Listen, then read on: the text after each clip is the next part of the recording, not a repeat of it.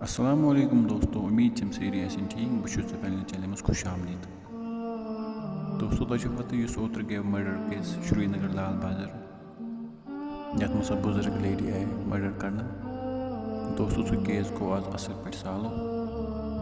सह कोर पुलिसन असल पे सॉल्व, मगर यम पुलिस दुत बयान दुत यम पुलिस मदद कोर सह सोन बोय ड्राइवर सह पकन जमिस गाड़ी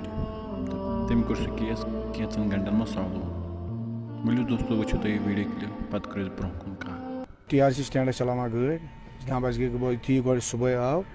याद लगभग दोहली यह ब्यूट, मगर अमिस बास थोड़ा गड़बड़ यह थोड़ा जल्दी मज अमिस तो अमे ओन बेकिस फ्रेंडस दोपस छु तुल अमिस फोटो क्या यह थोड़ा जल्दी मज अन अमिस क्या कांड वांड अम सत लगे पता तम कर तम तुल अमिस फोटोग्राफ तो बोथस तो द्रावस बहुत वत पकान कि अब नाशी टनल नश तो मे मान यह गोमुत मे कोर तमो फोन दोपे चानी गाड़ी में नफर अम कोर्मुत मर्डर। ये मर्डर वो तो मे दोपस अम सूज मे आधार कार्ड फोटो अम पे कर SHO लाल बाजार फोन अम पे कर DSP साहब फोन दोपन ये मसल मे दोपस तुम बाबरू कहें तम पे गई वातान वातान गोस बह उधमपुर दोप यह कंसर्न थाने कर तथ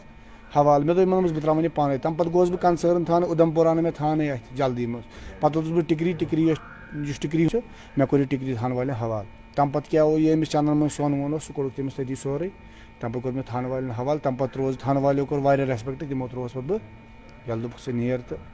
कह पत वो दोस्तों वीडियो क्लिप सोन बोय क्या वन तुम वनो वर्ड अमिस बस खतर यह अपडेट दोस्तों। बाकी वसलन दिव इजाजत, अल्लाह हाफिज।